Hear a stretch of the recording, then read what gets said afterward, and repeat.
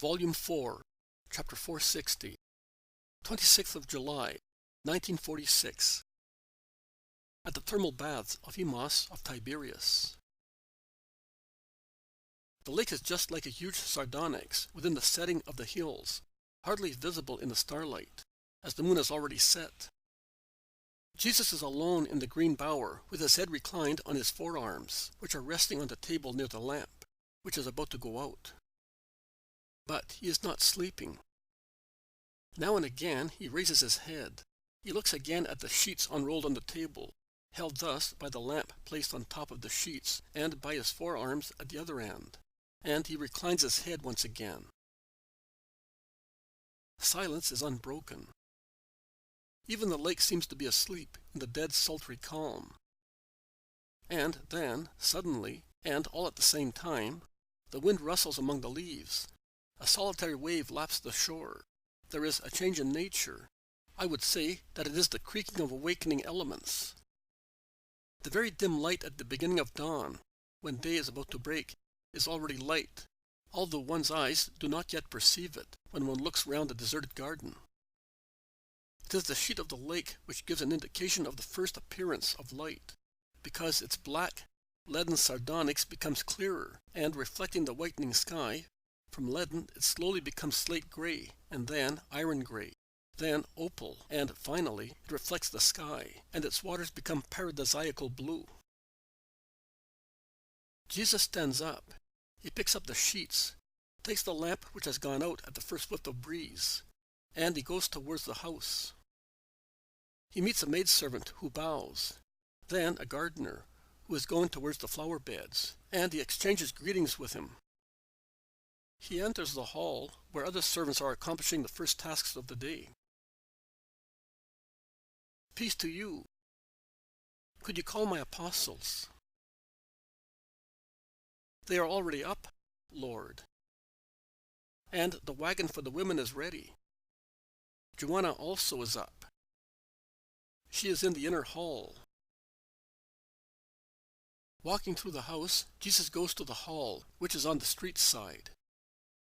They are, in fact, all gathered there. Let us go. Mother, the Lord be with you. Mary, and with you, and may my peace accompany you. Goodbye, Simon. Take my peace to Salome and the children.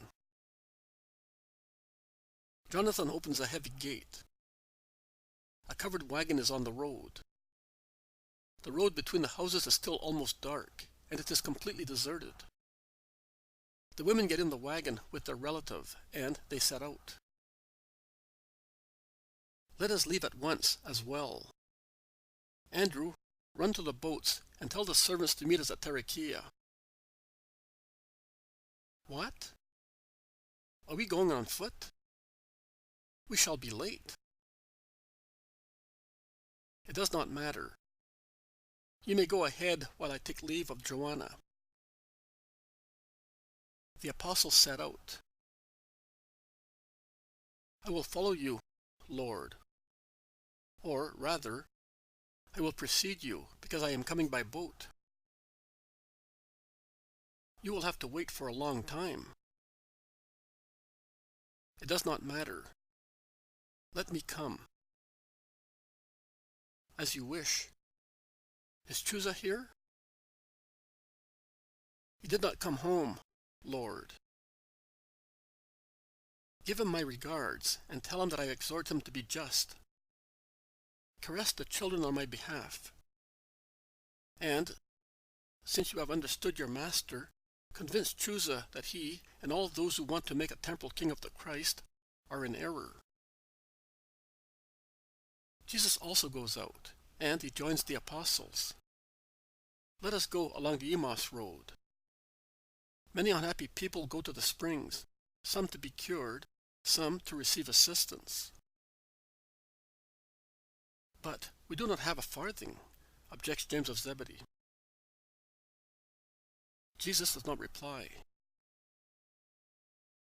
The roads are soon crowded with two different classes of people, that is, with market gardeners, vendors, servants, slaves, common people hurrying to the market, and with rich pleasure seekers, who in litters, or on horseback, are also going towards the springs, which I suppose are hot ones, if they are curative. Tiberias must be really a rather cosmopolitan city, because people of various nations can be seen among its inhabitants. Romans who have become corpulent through an idle, vicious life, smartly dressed Greeks as dissolute as the Romans, but with masks of vice, which differ in expression from those of the Latins. People from the Phoenician coast, Hebrews, mainly elder ones, people speaking different languages with different accents and wearing different clothes, pale faces of sick men and women, or the tired faces of noble women, or the faces of hedonists of both sexes proceeding in groups on horseback near litters or in litters, joking, talking of frivolous subjects, making wagers. The street is a beautiful one, a shady avenue from which, through the gaps between the trees, it is possible to see the lake on one side and the country on the other. The sun, which has now risen, brightens up the hues of the waters and greenery. Many people turn round to look at Jesus, who is followed by whispers, admiring words of women, satires of man, at times sneering words or grumbling ones, a few entreaties of suffering people, the only ones among the many to whom Jesus listens and whom he satisfies. When he restores agility to the limbs stiffened by arthritis of a man from Tyre, the ironical indifference of many Gentiles is roused. "Hey," explains an old Roman with the debauched face of a reveler. "Hey, it is lovely to be cured like that. I will call him. It is not for you, old Silenus. What would you do in the event that you were cured?" "I would begin to enjoy myself all over again." "In that case, there is no sense in going to the sad Nazarene." "I will go, and I bet everything I have that." "Don't bet. You'll lose." "Let him wager. He is still drunk. We will have a good time with his money." The old man staggers out of his litter and reaches Jesus, who is listening to a Jewish mother speaking to him of her daughter, a deadly pale girl whom she is leading by the hand. "Be not afraid, woman. Your daughter will not die. Go back home. Do not take her to the springs. She would not recover the health of her body there, but she would lose the purity of her soul. It is a place of degrading licentiousness, and he says so in a very loud voice, so that everybody may hear. I have faith, Rabbi. I am going back home. Bless your servants, Master." Jesus blesses them and is about to set out. The Roman plucks his sleeve. "Cure me," he orders. Jesus looks at him and asks, "Where?"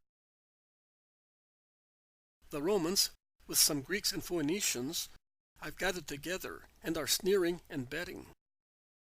Some Israelites, who have moved aside grumbling, desecration, anathema, and other similar words, stop, however, inquisitively. "Where?" asks Jesus. "Everywhere. I am unwell." I do not know whether he is laughing or weeping. So strange is the sound passing his lips. It sounds as if the flaccid fat, accumulated in years of vicious living, affects even his vocal cords. The man enumerates his troubles and expresses his fear of dying. Jesus looks at him severely and replies, "You must, in fact, fear death because you have killed yourself," and turns his back on him. The Roman tries to pull him once again by his clothes, while the people present laugh scornfully. But Jesus frees himself from the man's grasp and goes away. "Thumbs down," Appius Fabius. Thumbs down. The so-called king of the Jews has not granted you the grace. Give us your purse. You lost the bet. The Greeks and Romans make a terrible din surrounding the disappointed man, who pushes them aside and begins to run, as best he can, being so obese, pulling up his clothes and lurching with all his tallowish mass. But he stumbles and falls in the dust amid the guffaws of his friends, who drag him towards a tree, against the trunk of which the drunk man presses, weeping the silly tears of drunkards. The springs must be close at hand now, because the crowd is becoming larger and larger as people flow from many streets towards the same spot. The smell of sulphurous water stagnates in the air. "Shall we go down towards the shore to avoid these unclean people?" asks Peter. "They are not all unclean, Simon. There are many people from Israel as well among them," says Jesus. They arrive at the thermal baths, a series of white marble buildings, separated by avenues, facing the lake, from which they are separated by a kind of large square planted with trees, under which people are taking a walk awaiting a bath, or relaxing during its reaction after it. Bronze heads of Medusa, protruding from the wall of a building, pour steaming water into a marble basin, which is white outside and reddish inside, as if it were covered with rusty iron. Many Jews go to the fountains and drink the mineral water out of chalices. I can see Jews only do that in this pavilion. I believe that I am right in guessing that observant Israelites have demanded a place of their own to avoid contact with Gentiles. Many sick people are on litters, awaiting treatment, and seeing Jesus, many of them shout, "Jesus, Son of David, have mercy on me." Jesus turns his steps towards them. People suffering from paralysis, arthritis, ankylosis, with fractured bones which will not knit, or suffering from anemia, glands, women withered before time, children prematurely adults. And under the trees, beggars who moan, asking for alms. Jesus stops near the sick people. The rumor spreads that the rabbi will speak and cure. People, also those belonging to other races, come close to see. Jesus looks around. He smiles, seeing the Greek sent by Syntyche coming out of the baths, with his hair still wet after a shower. He raises his voice at once to make himself heard. Mercy opens the door to grace. Be merciful in order to receive mercy.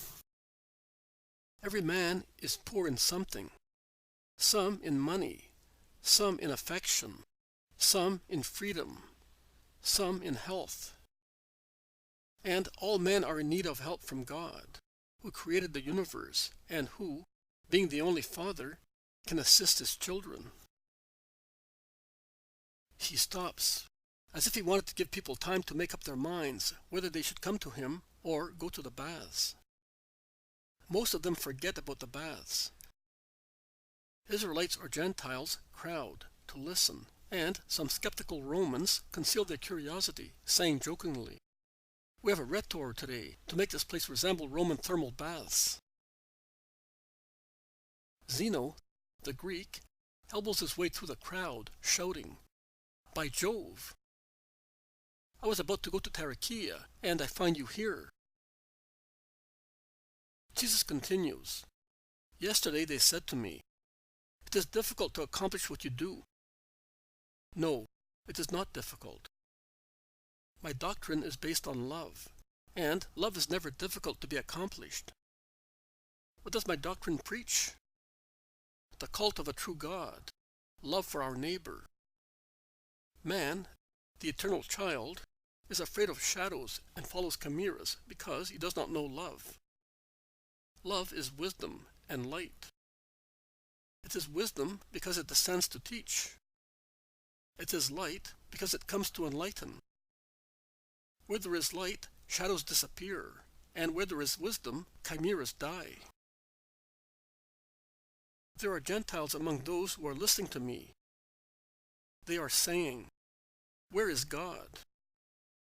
They are asking, "Who can assure us that your God is the true one?"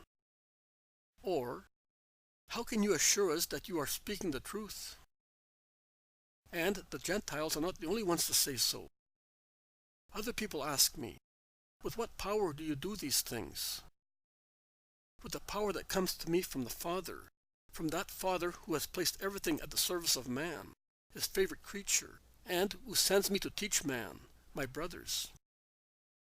Can the Father, who gave power to the bowels of the earth to make spring water medicinal, can he have limited the power of his Christ? And who, which God, but the true God, can grant the Son of Man to work miracles which recreate destroyed limbs? In which temple of idols do you ever see blind people recover their sight, and paralytics motion? In which temple do dying people, at the command, "I want," of a man, rise healthier than healthy people? Well, in order to praise the true God, and have him known and praised by you, I say to all those who are gathered here, whichever their religion and race may be, that they will recover the health which they expected from water, and they will receive it from me, the living water, as I give the life of the body and of the spirit to those who believe in me, and I work deeds of mercy with righteous hearts. I do not ask for difficult things. I ask for a motion of faith and one of love. Open your hearts to faith. Open your hearts to love. Give in order to receive. Give poor coins to have help from God. Begin to love your brothers. Learn how to be merciful. 2/3 of you are sick because they are selfish and lustful. Demolish selfishness. Repress lust. You will gain physical health and wisdom. Crush pride, and you will receive help from the true God. I ask you to give me alms for the poor, and then I will give you the gift of good health. And Jesus raises the hem of his mantle and holds it out to receive the money, the large number of coins which heathens and Israelites hasten to throw into it. And not only coins, but also rings and other jewels are thrown freely by Roman women, who look at Jesus when they approach him, and some of them whisper a few words to which Jesus nods assent, or replies briefly. The offering is over. Jesus calls the apostles and tells them to bring the beggars to him, and the whole amount disappears as quickly as it was put together. Some jewels remain, and Jesus hands them back to the donors, because there is no one who can buy them, and thus change them into money. And to comfort the women who offered them, he says, "Your desires are as good as accomplished actions. The offerings you gave are as precious as if they had been distributed, because God sees the thoughts of man." He then stands up and shouts, "From whom does my power come? From the true God. Father, let your power shine brightly in your Son. In your name I give this order to diseases. Go away." And there is the usual sight which has been seen so often. Crippled people stand up straight. Paralytics move. Faces become healthily colored. Eyes begin to shine. Shouting of hosannas. Reciprocal congratulations of Romans, among whom 2 women and a man have been cured, and they want to imitate the cured people of Israel. But as they are not yet prepared to humble themselves like the Hebrews by kissing Jesus' feet, they stoop, take the hem of his mantle, and kiss it. Jesus then sets out, eluding the crowds. But he cannot evade them, because, with the exception of a few stubborn Gentiles and some Hebrews even more guiltily obstinate, they all follow him along the road to Tiberias.